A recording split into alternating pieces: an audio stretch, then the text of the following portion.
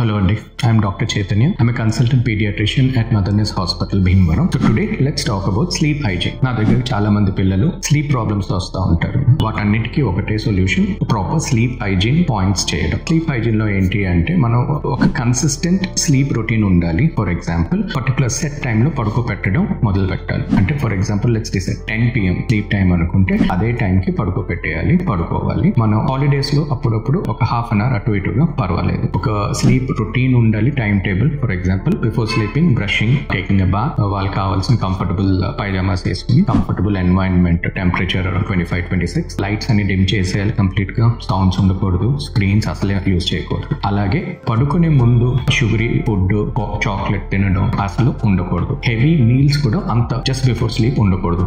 Preferably కొంచెం early dinner చేస్తే మంచిది. ఇంకొకటి ఏంటి అంటే పొద్దున్న పూట కూడా exposure to bright sunlight is very good to set the internal clock. The same is also good for vitamin D. 45 minutes to 1 hour of moderate exercise activities తో ఏమవుతుందంటే కొంచెం అలసిపోయి నిద్ర కూడా చాలా బాగా పడుతుంది.